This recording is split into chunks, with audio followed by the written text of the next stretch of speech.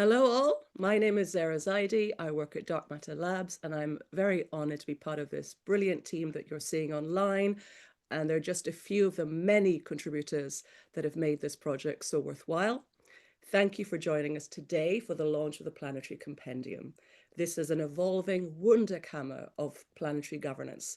It's designed as both a civic and pedagogic tool, and it illustrates and diagnoses planetary issues using a variety of case studies, exploring the various infrastructures that can shape our collective futures. The compendium was co-developed by Dark Matter Labs and Berggruen Institute, and I'm going to take you through a quick run of play. We're going to be kicking off with Pratik Shankar, who I'm honored to work with the Dark Matter Labs. He's co-lead of the Planetary Civics mission, and he has led the Planetary Compendium project. He will take us through the project launch and deeper exploration of the case studies and the platform. He will also bring in some other members of our team. We're going to be kicking off. Then I plan to change the tempo a little bit with a fireside chat with Jonathan Blake, director of the Planetary Programme at Berggruen and co-author of the simply phenomenal book, Children of a Modest Star, Planetary Thinking for an Age of Crises. We're going to dig into some of the wider issues of planetary governance and what we hope this collaboration and this platform can achieve. And last but not least, I'm going to turn to Emily Knapp, Chief of Staff at Berggruen Institute, whose strategic mind and forward thinking can help us take stock of what we've heard today and help us navigate what this could be together and how you, the audience, can be more involved. So let us start. We're going to start with a video and then Pratik will take over.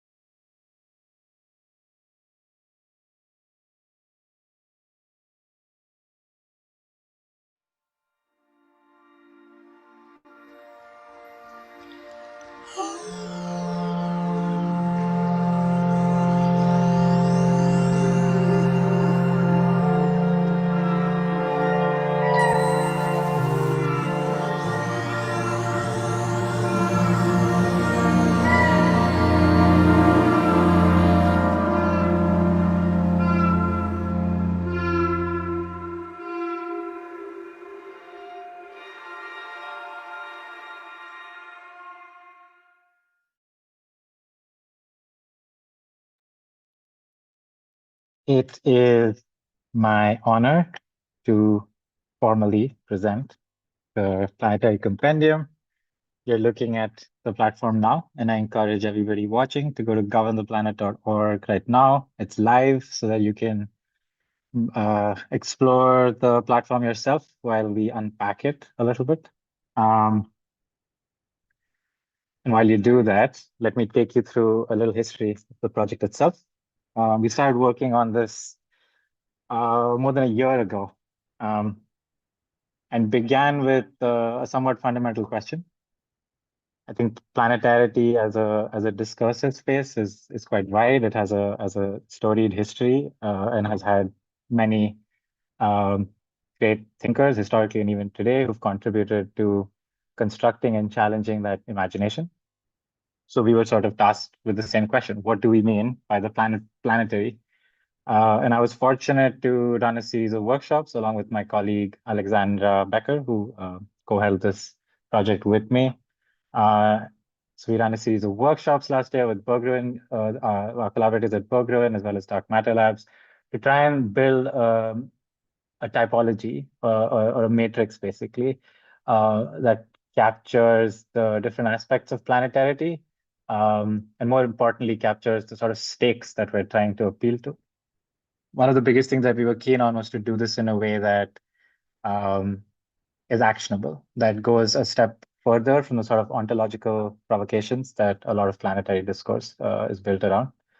So what we arrived at was this very simple three-tiered structure. It's entirely propositional, and it was what we used to curate this compendium. But of course, we invite your critique to make this better. The foundations of it is to just think about the commons we share as a planetary society, thinking about things like the Himalayas or the Amazon, the oceans, the Nile Delta, Alps. These are massive, incredibly important bioregions that we all share as a planetary society. And then there's the infrastructure we've built as a human civilization on top of those commons. Uh, for the purposes of human technological progress, for governance, communication. These are things like satellite communication systems, oil and gas, and other kinds of energy infrastructure, shipping networks. More recently, the sort of infrastructure you need to build AI systems. These are tangible technological infrastructures that human beings have built, which have arguably terraformed the planet into an anthropocentric habitat. And finally, trying to capture the sort of challenges that emerge from those layers. I think the most obvious ones are thinking about something like a pandemic or a nuclear war, but you could even think about things like biodiversity loss or soil erosion in specific contexts, aquifers drying up as sort of different ways that there's disconnect between the kinds of infrastructures we are building as a civilization and the kind of relationship we need to have with our planetary commons, the sort of challenges that emerge from that um, contrast. This sort of took us to the next question. Fine, so we've sort of captured what we mean by the planetary, but how do we get there?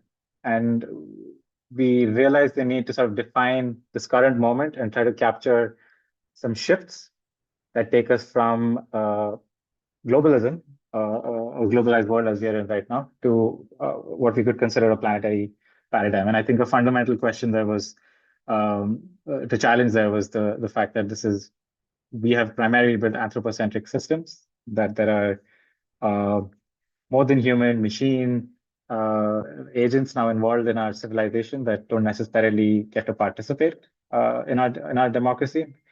I know there's the reality that even all human beings don't necessarily get to participate in their democracy, but there is perhaps a question of considering how those sorts of violations extend to the more than human world. This sort of translates to very simple things. It translates to questions of like, how do we think about material? Do we think of it as resources, or do we think of them as commons?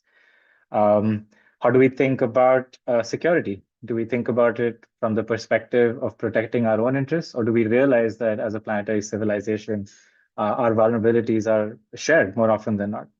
And that a paradigm of extraction is on a finite planet is ultimately harmful to all of us, and that we might need to move from that paradigm to something that's regenerative.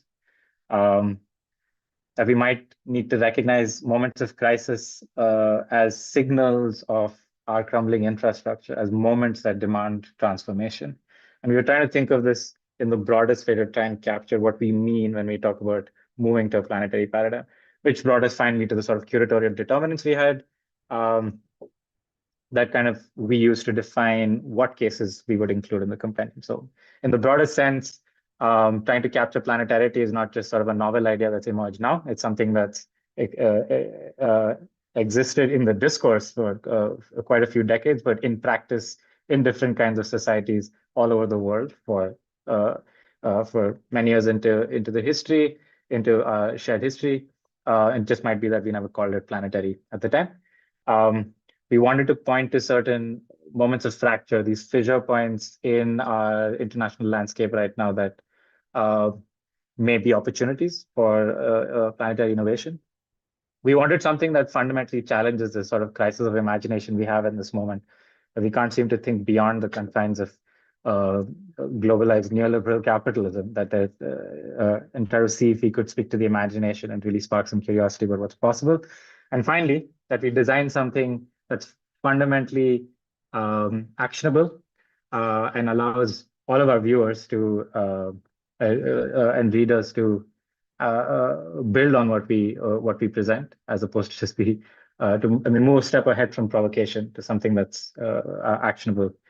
And that brought us finally to the 10 cases that we decided on. And I'm very happy to present these to you.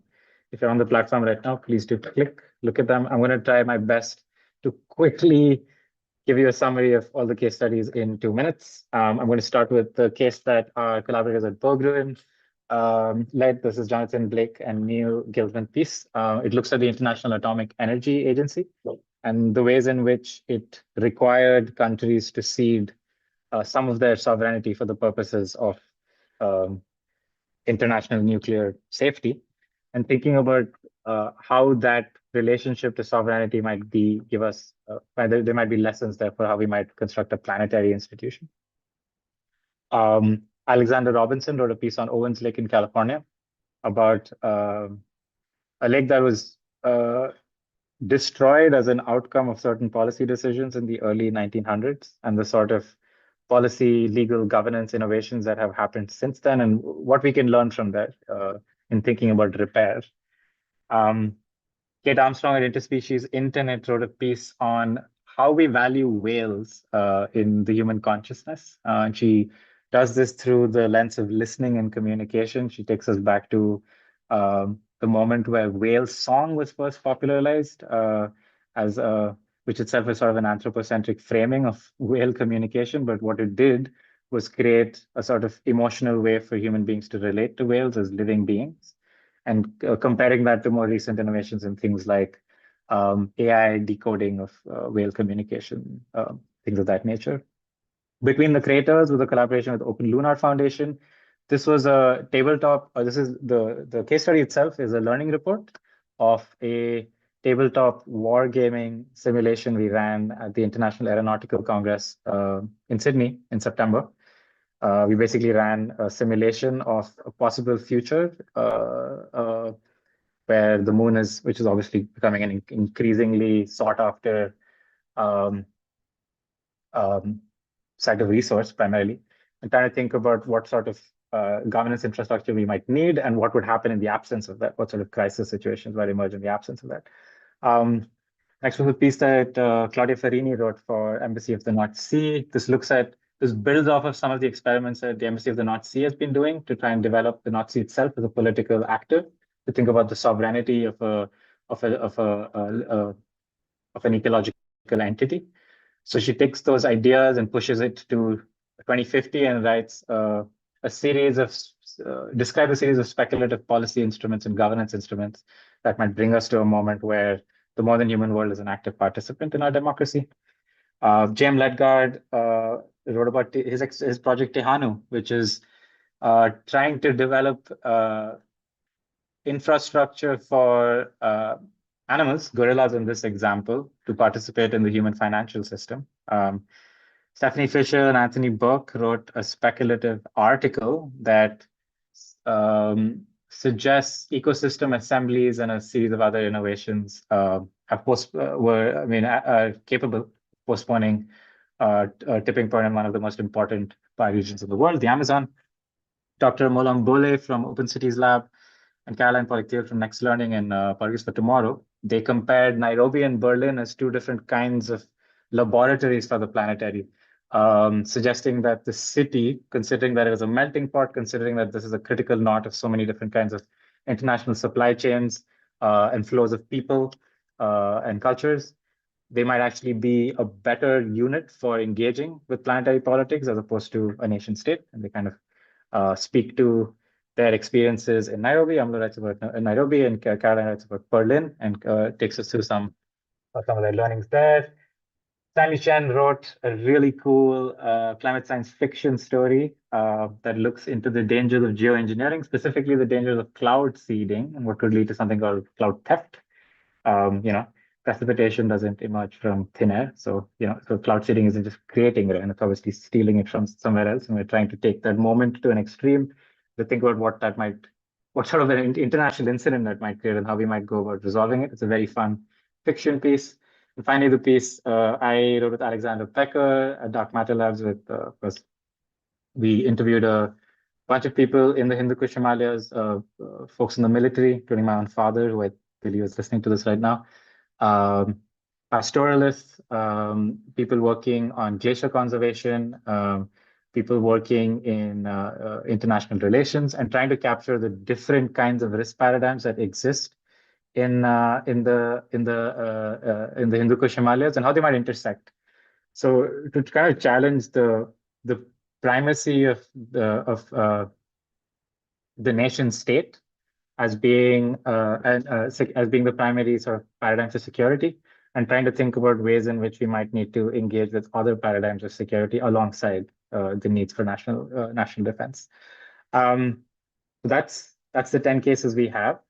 3 of these cases, the IAEA one, the Himalayas one, the North Sea one, have immersive components to them, which we encourage you to look at. But to tell you a little bit more about exactly what I mean by immersive, I'm going to hand it over to Anahat and Ariana, who are the creative directors on this project.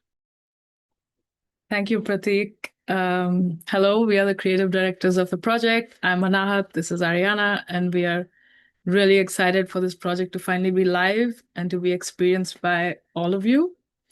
We'll briefly take you through our design decisions and starting with our core challenge, which is this big question that we were constantly faced by. It's like, how do you really visualize the planetary? Because the planetary is complex, even beyond our human understanding, meaning many things to many different humans and even non-human entities.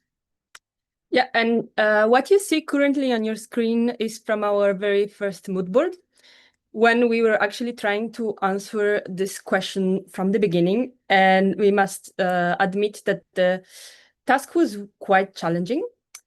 Another question is, how can we design something that captures this complex, lived, emotional, and entangled experience?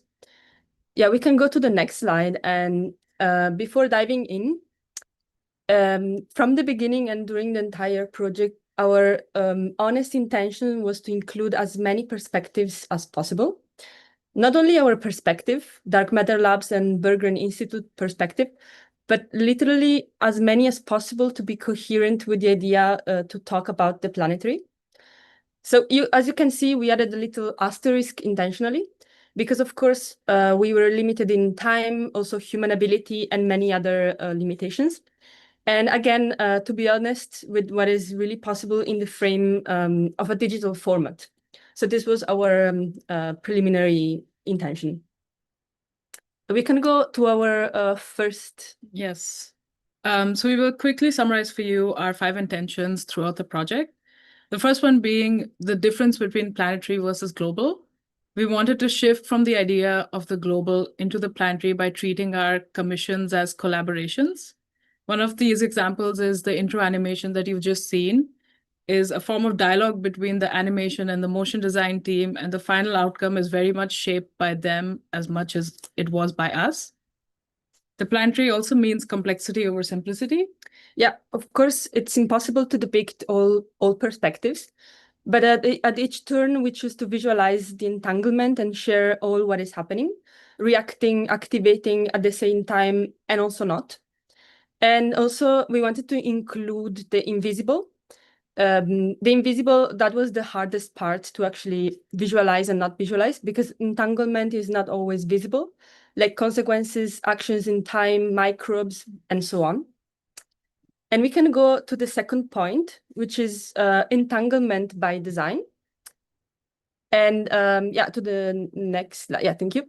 As you can see in the homepage, all cases are visualized in an interactive map, where cases are linked through common themes, and these are visualized through system connectors. And this is just one of the many ways and examples we choose to design the platform to embrace the complexity of the topic, its engagements on various levels, and the multi-perspectives. And something really important is for us how the planetary is all relational. And as we also wanted to highlight, the platform is not perfect or complete, but actually messy and plural, as it is also the planetary. Yes, and the next one, I think also something which is what I learned more about as I was designing, is the importance of more than human design. Throughout the immersive cases, you will see that we have tried to represent non-human perspectives. How do melting glaciers sound? We give agency to the stakeholders of the sea, like the water, sand, air, eels, kelp, and more. We took the chance to do it through motion, sound, code, space, typography, as well as interaction such as scrollytelling. We use non-linear ways of sharing these narratives, and we encourage you to experience them through the immerse cases. Next, we have accessibility. Yeah, that accessibility is actually an important one, again, also challenging, as well as the learning and multisensory experience. And yeah, as we mentioned before, there are many ways to experience the planetary, and we tried to include as many as we could, and as well in a mobile format. So we also encourage you to try that format as well. And our team of sound designers bring the experience and the knowledge in a felt embodied way. So this is, again, another encouragement to try and listen to the experience, but is at the same time an accessibility feature because it's possible to turn it off. And again, we use multiple kinds of visualizations, motions, storytelling to add more depth and layers to the work. And lastly, we try to expand the narration for different types of readers, by not forgetting that some who simply want to read, they can do it, and who's actually a form of non-reader can experience it. Yes, and this takes us to the last point, which I think was, I think Gurden, Yeah, go the back one previous slide. Yes, you're running once. Yes, thank you. Yeah, ultimately, I think the question always was balancing and choosing between showing something familiar versus like experimenting and pushing the boundaries to share something unknown. So instead of trying to simplify our design, making it more digestible, bite-sized, we try to visualize it in a way that it can also be unfamiliar. And in a world where we're used to consuming digital products that echo sort of similar design sensibilities and focus on reducing friction, we use friction as a way to induce learning and increase the viewer's capacity for complexity. This allowed us to expand the existing narratives of each case study. And ultimately, what you will see, it's led to the sort of core design feature that we came up with. And in the next slide, yes, exactly. So we're really happy with how this turned out, but we basically sort of pushed the boundaries of the two modes that you usually see, like a light and dark mode, but we sort of reinterpreted that into two different modalities of experiencing the same content. So we have an observe mode, which is looking at the planet, and an immerse mode where you're inside the planet. The observe mode presents the case study in a more linear way. It's a written format, which is familiar, together with resources and references. It's people who like to read, download, highlight, share, and engage with the platform in a more linear format. And the immerse mode? Yeah, as Pratik also mentioned before, we have 3 immerse modes, and they dive into the each case study. And it's not simply a translation of the text into an interactive experience, but it's a non-linear way of experiencing knowledge that is actually multifacets. And it combines with an audio experience, motion, as we said before, storytelling, and each experience is very different from another. The cases are interactive, and they actually expand the knowledge that is written in the observe case. And this immerse mode for us is also a way to learn, but also educate and foster embodied learning. Yeah, so we really invite you to experience both. And we know that for some people it might be more interesting to jump one from another continuously, or to dive in first in the observe and then in the immerse, or actually the opposite. So actually, if we go back to our intentions, as we mentioned before, for us, the platform is not just, no, it's actually the last slide. The platform is not just for experts in the field, but it's actually an invitation to anyone to unfold the topics of the planetary. So this was our little design introduction. Thank you very much. And now we hand it over to Zara.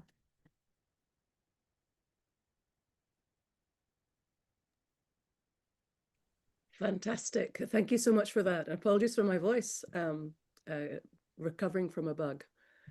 So we're well on time, and I have the immense pleasure of now turning to my colleague and co-conspirator on this project, Jonathan Blake. We're going to try and do a fireside chat remotely. Let's see if we still have some of our COVID skills, working remotely skills up. So I'm going to embarrass John right now, because he really is one of the most robust, precise, but also the kindest and most collaborative thought leaders that I know in the space, genuinely. When Berggruen had their planetary summit, everyone was focused on all this information download and connection. And guess who was the person making sure that people were connecting? It was John. So, John, I know you've probably hated everything I've just said about you because you are simply trying to do good work and get good ideas out there, but it's a genuine pleasure to sit with you today. So I wish for us to use this space, this chat, to delve into the planetary and the knowledge and commitment that you and Berggruen and indeed Dark Matter Labs have brought to the space. There is so much that we could cover, as you well know, and Liam Cohen and I were talking about this only last night. But I wanted to focus on a specific element of planetary governance, moving beyond the nation state and thinking of both small and bigger jurisdictions, but also moving beyond the human to include more than human, meaning animals and natural systems, as inputs and stakeholders into governance. So turning first to the nation state, and when I delved into this, I really looked at some of the amazing work that Berggruen is doing. In one of your futurology podcasts, The Death Knell of the Nation State with Rana Dasgupta, it was Dawn Nakagawa who introduced the topic by saying that the notion that power ends and begins at borders is breaking down. States once offered order and upward mobility. Now they're overwhelmed with cascading risks, climate breakdown, economic and supply chain flows, contagion effect of market behavior, pandemics, migration, data regimes. These don't stop at border checkpoints. So I'd like you now to talk to the audience about some of these concepts and how the planetary might be an imperative to be our tool by which we can think, act, and yes, connect beyond the confines of the nation states to which we've been conditioned. Over to you, John. Thank you, Sarah. And I mean, only to everything you said goes equally back to you. So thank you for those warm words. And like I said, equally apply. So, I mean, the concept of the planetary, I think bringing up the idea of borders is really, it's really a critical point of departure, because the planetary in many ways is meant to question and in many ways intellectually weaken borders, not just national borders, which tend to be fairly arbitrary lines drawn on a map, but also the borders between human and nature, human and machine, life and the planet, right? So one of the kind of key observations from which many people arrive at the planetary is that we're at this moment that, whether or not geologists formally agree is the Anthropocene, in that it is the age in which humanity has become a geological force, right? So this distinction between humans with a capital H on one hand and planet with a capital P on the other is dissolving, in that we now know that we impact the planet and the planet, of course, impacts us. So these fine lines, again, the distinction between human on the one hand, again, capital H human, this kind of modern vision of the human, and nature on the other hand with a capital N, is blurring, because as should have been obvious, but Western science for a long time, kind of in Western philosophy, took us on this this detour away from this kind of fundamental truth, which is that humans are part of nature. We are also animals. We are part of the biosphere, not apart from the biosphere.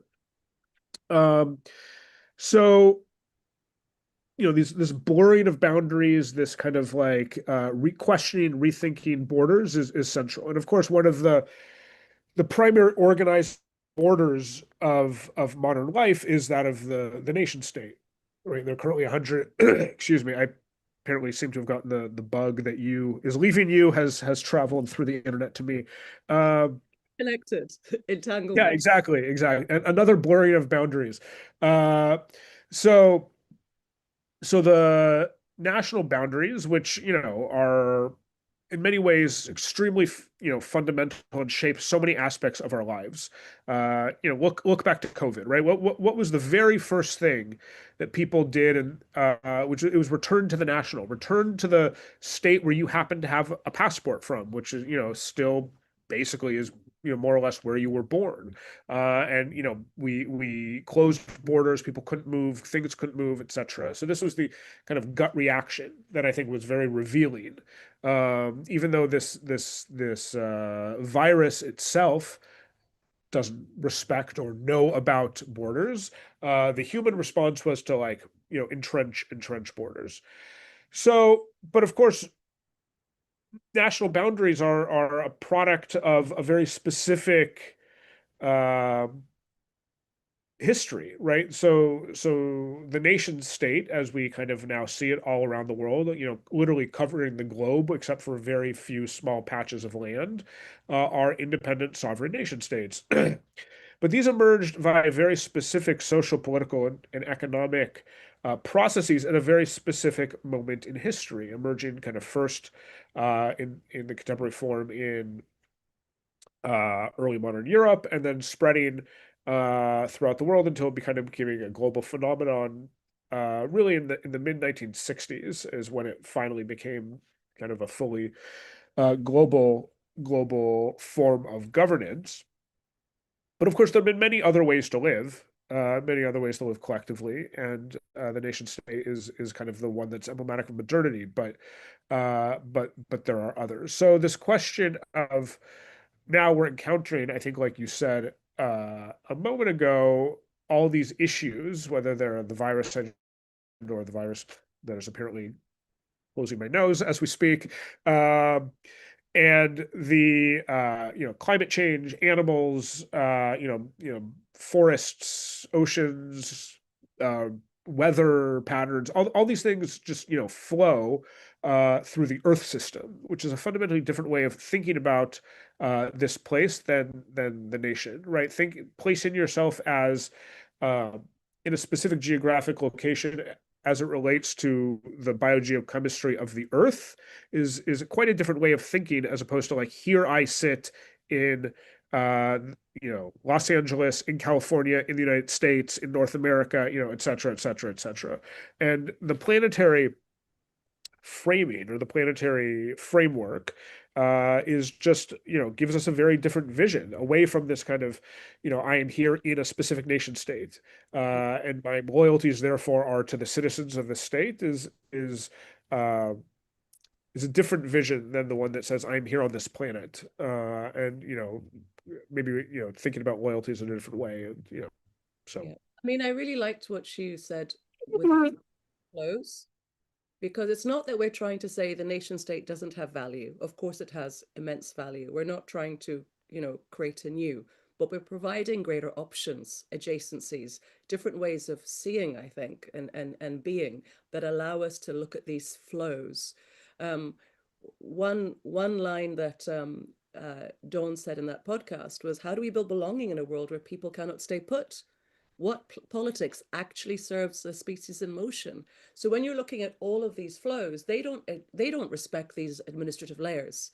1 minute, I mean, I was talking to Dark Matter Labs Net Zero Cities team yesterday, and 1 minute you're looking at how the transnational is impacting national politics, but it actually needs to be served at the very most local. These administrative structures we have just don't hold with the planetary. And I'd love you to talk about some of the concepts that Berggruen has been really looking at in terms of building this new sort of politics, sovereignty without centralization, identity without exclusivity, civic operating systems that are anchored in principles of mobility, trust, affinity, collaboration. Talk a little bit about that. What is the planetary to you here? So, I mean, to go back to this point about mobility and fluidity, and it's kind of how it runs up against the nation state is to think, actually, on the one hand, there are so many other layers than just the nation state, and so many other points of loyalty, points of commitment. I mean, so just to think broadly of three of them. There are many more, but right, you'd have the local level, the national level, and the planetary level. And you can have commitments, and I think it's important to have commitments and loyalties and networks of exchange and etc. throughout all of them. And so really what we're saying here is maybe less radical than it initially sounds, which is to say that at the moment, all of our loyalties, all of our politics, all of our institutions and governments tend to be centralized at one layer, which is really the middle layer, the meso layer. But we have this macro scale of the planet itself, at which many natural systems operate. And then we have the local layer, at which many, actually, probably strongest bonds of loyalty among human beings, but also to land, to species, right? People get very attached to the birds that come by their homes, and even attune themselves to the natural cycles of like that. In the spring, this bird will come and it will leave again in the fall. This flower will bloom, and that's a harbinger of the end of winter and the very beginning of spring. All weather, whether it's snowfall, rain, whatever it is. So I think this is not a project of saying that we only need to be thinking at this really macro, bird's eye level. No, not at all. It's really recognizing the importance of our connections, of our bonds, of our embeddedness.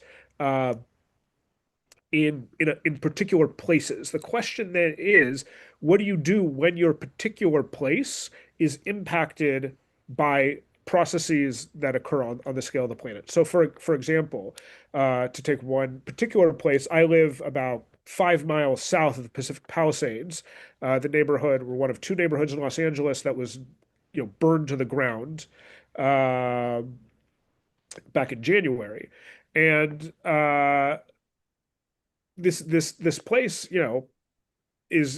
was fully impacted by, of course, local processes that have to do with zoning and land use and blah blah blah, and the particular failures of whatever. But at a certain level, you step back and actually, at the end of the day, California or Southern California had experienced several years of extreme drought followed by extreme rain, which led to overgrowth of things. So it was just a tinderbox ready to go, and that was not the result of any action by the mayor or the governor or anything like that. That's because as a human society, or many of us within this human society, have pumped an immense amount of carbon dioxide into the atmosphere, and that has changed, the greenhouse effect in important ways, and etc. So taking this lens gives you to look at this again, this specific example, the bonds of loyalty. I feel a lot of loyalty to the people there who lost their homes, and I know some of them very quite well personally, and of course you offer your support, blah blah blah. But you also have to think about it as how this one specific disaster scales at the different levels, and the ways in which the Earth system operates at the local level, and vice versa, the actions that I here take at the local level when I drive my car. The CO2 doesn't just impact my neighbors, though it does, but it impacts all of you, on this call, who are spread quite levelly around the planet. So, well, mentioning some of the people who've already spoken, what I like about what Pratik showed at the start, this map of all the case studies and how they connect, is I think the compendium, and it's a beginning, more to come from Emily Knapp later, but it challenges us to be able to be flexible in how we see our own embeddedness. Sometimes we might be viewing things at a transnational level. Other times it's looking at the more than human. For example, you talked about birds, right? That's just not indicative of the climate we're in, and the season, but also we ourselves are part of that environment. Our environment shapes our well-being and who we think we are, right? So what I really love about how the compendium has been not only curated but constructed is to see us moving and weaving. And I think that really speaks to the brilliance of the designers, some of whom are on the call. I think that's right. That the these series of case studies and the ways in which they've used both text and design, are just offer new lenses, right? Some of which will have you really zooming in on a very micro thing, right? Like, I don't think any of them specifically are about birds, but like, you know, about the bird flying, versus, you know, the very, you know, vast expanse of the planet itself, you know, as it spins in space around the sun. So all of these scales, I think one thing to take away from our recognition, our growing recognition that we are in this, you know, planetary age, that we are, you know, subject to what, you know, what we call the condition of planetarity, right? That we are embedded in the planet, embedded in all of its systems, is that we can't ignore that aspect. But we, you know, at the same, so what it is, what kind of, I think the challenge of the day, and one, and we hope that, you know, I think the compendium is designed to be a tool to help people confront that challenge, is how to live simultaneously in the present, in your locality, but also across time scales, you know, on the planet.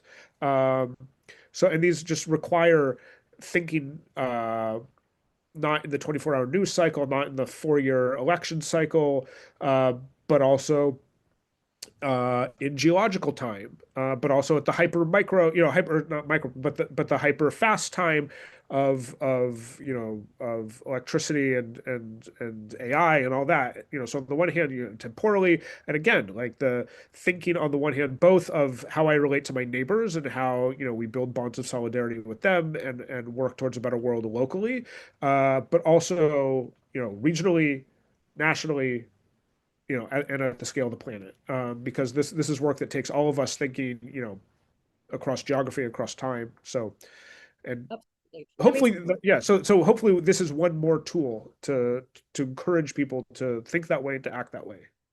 What I also love about the compendium is that often when you present new hypotheses of the world, and in a politics that's very divisive right now and fracturing, and everyone seems to have a position, let alone on social media.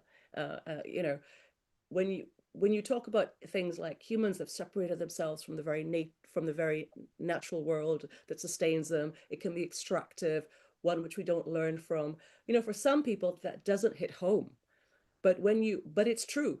So when you see something like the compendium and you can deep dive and see that relationality and that codependency and see how it connects, it kind of starts making sense. And I think the multimedia aspect of this really does speak to that.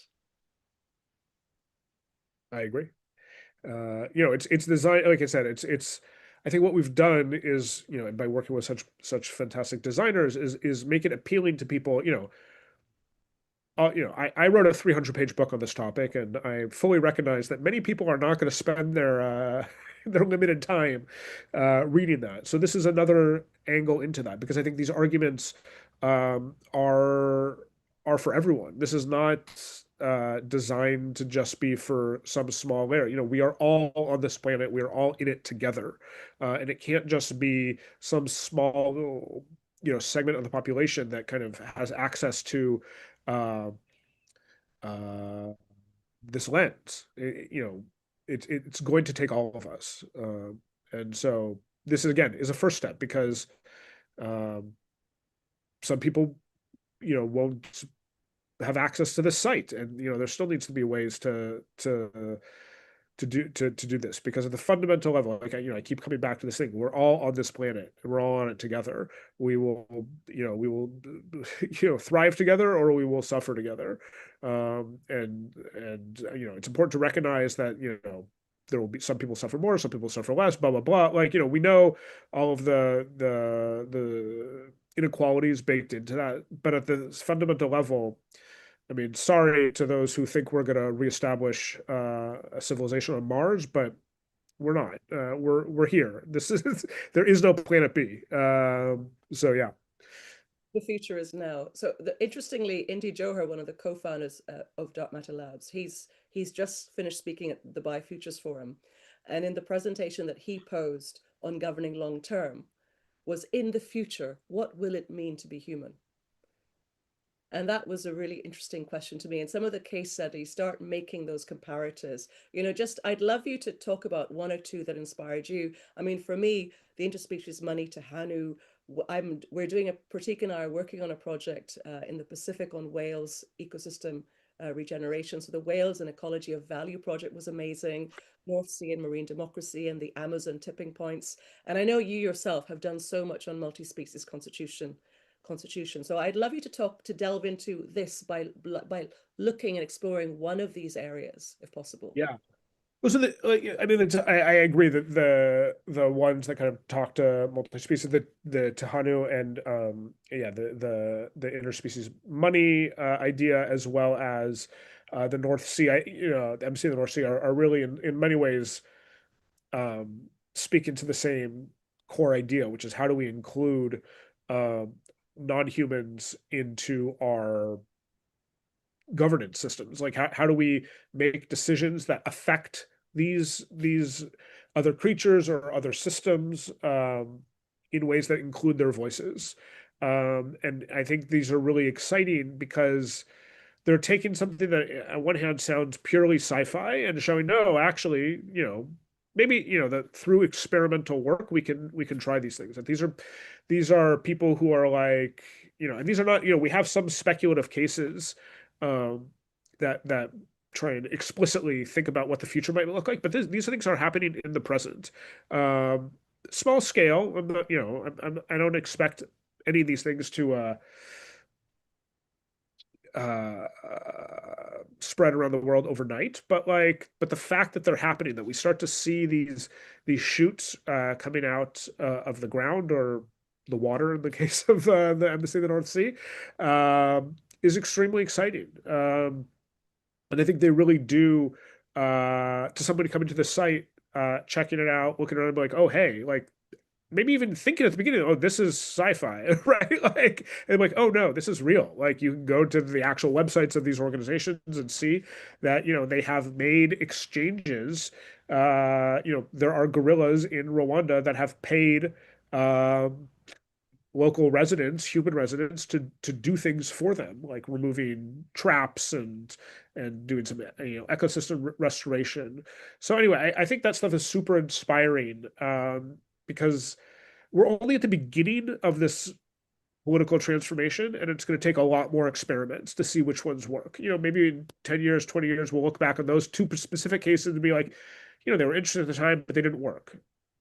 Not trying to, no insult meant to either of them, because they might, but like, but it will inspire other people to be like, I want to try this in my locality, or I want to tweak how we do it and do this, or I reject that idea, but I have a different idea of how we should be doing these things. And that to me is all really exciting. So the chance, the fact that we are able to kind of, on the one hand, spread the news about what's going on the other hand, engage with them in really kind of exciting, visually and stimulating ways. It's all meant to inspire. So, and also just the other one that really I drew, that I thought a lot about, was the Owens Valley one, which again gets back to this, connection between the planetary and the local, is that the water that I drink, comes from in Los Angeles, this destroyed ecosystem up in the Sierra Nevada mountain range, several hundred miles away, because of political decisions, policy decisions that were made 100 years ago, and that we're still dealing with the ramifications here, both in this huge city of urban of 10 million people.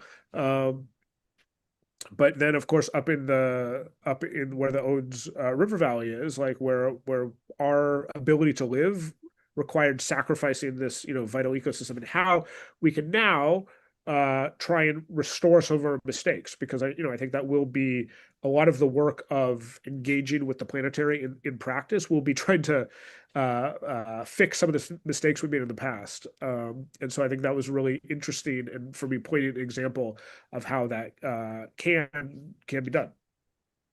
And of course, you have your own case study, which was fascinating to read, a very topical issue. I'd love for you to deep dive a little bit into the International Atomic Energy Agency, a model for protoplanetary governance, a story of how the atom forced the world to think as a single system. So the interesting thing here is not only do you talk about segmented sovereignty and you talk about the key characteristics of what with the IAEA becomes a planetary institution, narrow functional scope, a technocratic expertise, addressing a planetary threat. But, you know, this was one example of nations coming together in the face of an existential threat. First, I'd like to talk a little bit about that case study, but then where do you see the opportunities for collective action in other areas? Great question. So, I mean, just even a backstory for a moment. So the IAEA is as a case study became interesting to us, unfortunately, after we published our book, and it actually came specifically as we were kind of doing talks and stuff. Excuse me, about our book, arguing for like new forms of planetary institutions that kind of are able to act at the scale of the planet. Is one of the central arguments we make. Is of course the question you always get is like, okay, sure, yeah, but like, how's that going to happen, right? Like, states will never give up sovereignty. States will never, you know, allow this sort of thing to happen. Like, look at the UN. The UN actually has no authority over nations. Like, look at what happened during, you know, the World Health Organization was completely stymied at the beginning of COVID by, you know, lack of access to China.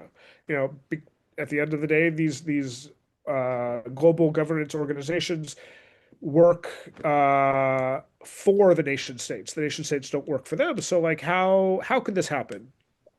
And we had other examples of ways, you know, times in which states had given over important authorities, for example, in the case of independent central banks, where you know, nation states around the world have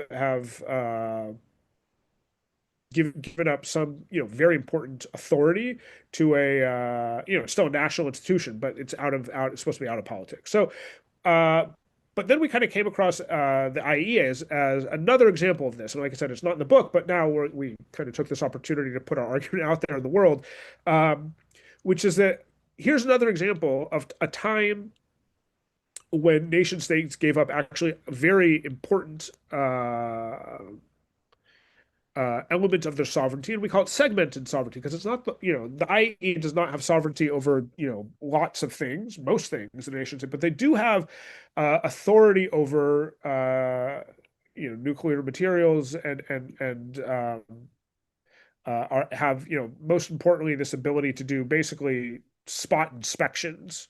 You know, it's a little more complicated than that, but at the end of the day, nation states have allowed this international organization of technical bureaucrats to come into their very sensitive sites for the sake of really humanity, to make sure that we don't blow ourselves up. Because, and this is, I think, an important part of the story, this is not how the IAEA's origin was, in fact, promoting nuclear energy. It was originally developed to be the UN's agency to spread atomic energy around the world, so that, you know, the places that didn't yet have electricity could get it cheaply and abundantly. But then come the early 1960s, the Cuban Missile Crisis, and over the course of those days where the world, you know, held its breath, the US and Soviet Union afterwards were willing to look at themselves and say, you know what? That was bad. Let's not do that again. And as a result of that, you know, intense crisis that really focused attention, the world came together and signed the NPT, the Nuclear Non-Proliferation Treaty, which gave a whole new set of powers to the IAEA to really be able to regulate rather and monitor. So this, to us, was a really interesting example of like how crisis opened up new possibilities for global governance, and which to us points to the possibilities of planetary governance. You know, it's not perfect. There are, you know, obviously major power imbalances, and that the authorized nuclear weapons states, the US, Russia, China, France, the UK, are allowed to, you know, hold on to materials that and have weapons that others aren't. You know, but for the most part, well, I don't know, but in large parts, this system, this regime has, you know, worked. And that to us is, it points to, you know, a possibility that, you know, something like this has happened in the past, maybe something like this can happen in the future. So that's how we approach it. Not sure if you saw the recent article by former NATO Secretary General Anders Fogh Rasmussen, but he talked about space. And as you well know, because I know that not only do we have a case study on space, and we had a wargaming session in Sydney, but Berggruen has done quite a lot of work on in this area. So as you know, the Outer Space Treaty 1967 is the fundamental treaty for space law, negotiated almost 60 years ago. Whilst its principles have stood the test of time, it does probably lack robust rules and standards for international space governance in today's world, where you've got, 11,000 active satellites orbiting the world, as many as 170 million pieces of space debris, could, where any one impact could, impede global navigation, communication systems. And actually, this is one area we talked about over dinner when we first met and joined Berggruen and Dark Matter Labs together as a collaborative team on this. What about space discussions? Could this apply there, do you think? It's a great question. I mean, so this is a great, I think, example of the way in which global governance doesn't quite work in this new age, right? Like, as you pointed out, 1967, it was built on the assumption that only nation states would have the capacity to launch anything into space, and actually only very few nation states, right? Like in 1967, I mean, I have to look back, but I can't imagine more than 5 or 6 countries, maybe just the US and Soviet. Actually, forgive me for not knowing the exact history here, but it was certainly, there was no expectation that private companies would be able to be, not only launching things, but actually be the primary vehicle for launching things into space. And that we would also, there was also, not the assumption that our modern, our lives, our economies would be completely reliant on this network of satellites. So yeah, I mean, obviously we need to rethink that, and we need to rethink that in light of the fact that there are many actors involved in space that are not just nation states, and that we need to be, again, thinking in terms of making sure the authorities and the institutions that govern this are capable of acting at the scale at which the problem or the challenge emerges, which is not just nation states competing for space, but also companies, frankly, private individuals. Companies that do everything from looking at agricultural patterns to weather predictions to internet access to streaming services. Now we even have tourism. Well, let's forget right, and that are heavily major actors in things like climate change and biodiversity, right? Which are like that. It is these satellites and the supercomputers and all that let us know, how many degrees we are past where we want to be. It is the satellites that can tell us on a daily basis where illegal logging or mining is taking place in the Amazon or the Congo Basin. So yeah, these things are really super important tools for the project of building planetary governance. But we, of course, we need to make sure that they're used in more democratic ways, in more ways that serve the planet rather than serving the corporate interests of a handful of individuals. So yeah, I mean, this is precisely, I think, the exact sort of issue which bringing this planetary lens, thinking again at the the relationship between the very specific and local to the planet-wide scale. And then, of course, now talking about space, expanding, beyond the land surface into deep into the atmosphere, into space, are vital, and making sure that we govern them well, and govern them for all of not just humanity, but all of for the entire planet is crucial. Well, space also takes into questions of interplanetary. And as my colleague Gurden Batra said earlier today when we were just prepping, technology also brings up the issue that a lot of technology does not take into account all of the planetary and the more than human and the relational. And that's a challenge, and the inequalities you talked about.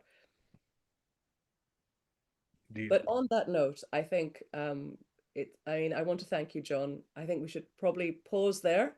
there can always be a part two. Thank you again, because there was so much we could have covered, and it was the way you managed to condense it into something that I hope our readers can take away was wonderful. Thank you very much. Thank you, Zara. And I look forward to see where this can go with you as one of the key collaborators on this project. So thank you. Thanks. Now I'm going to bring in the simply magnificent Emily Knapp. She is what we call in the world a fixer, a doer, the person you call when you really want inspiration or to work out how to actually achieve an outcome. So I'd love to hear from Emily as to her observations and what she's heard on the compendium, but also to, as in her probably short contribution, to think about the future, where this can go. Emily, over to you. Thank you again for your very warm welcome and comments. And yes, I know we're right at the end of time, so I'll keep this very brief. But I think you heard it for our guests here on this call consistently across all of our presenters today. These core themes of complexity, embeddedness, and really the kind of like the core ambition of this project really being around new ways of seeing and knowing the world, and therefore navigating our role within it and our ways of being. And so, fundamentally, what we wanted to present was a diversity of ideas, thoughts, contributors, a really wide swath. But 10 cases is really just the beginning. We know we're only scratching the surface here. But we are hoping to present something that is as inspiring to practitioners as it is to policymakers, as it is to students at the academy and frontline workers. We're really trying to think of all different types of constituencies and what they can learn and what they can take and what they can contribute to something like the compendium. We're really trying to inspire that sense of embeddedness that John and Zara were both talking about, so that anyone who comes into the compendium has an opportunity to experience it, can see a role for themselves within the planetary. How might it inform the way I think about my artistic practice, my research practice, the work that I do, in local government, the work that I do with my neighbors. And we want to hear from people about what the Planetary Compendium inspires for them. Our work in the year to come is really to start sharing this with as many people as possible in as many different forms as we can manage. And so the compendium is really just this kind of foundational layer and starting point. In 2026, we plan to have as many dialogues as possible around the platform and the cases contained within. We'll be sharing together with our partners at Dark Matter Labs many different opportunities for you to see and experience the platform in different ways. There's one that's coming up really soon in Zurich, which I'm sure if you sign up on the website to find out about new and upcoming events, you can get information about the exhibition as well as many upcoming talks where we plan to dive in deep to the cases themselves with our contributors, both from design and research perspective. And ultimately, we want to evolve the compendium into many different forms. I think one of the key forms, which already exists, and I think they'll have at the Zurich event on the 22nd, is a printed kind of bound version of these initial case studies to give you another form to interact with them. But we're also thinking about ways that it can be adapted into curriculum, right, for all sorts of different learners, different people with different kind of responsibilities in the world. And we want to come and talk. So if you're watching and you have questions or you have ideas or forums or places where you think the compendium could help make an impact, please reach out to us. We want to be a part of a broader dialogue on this project.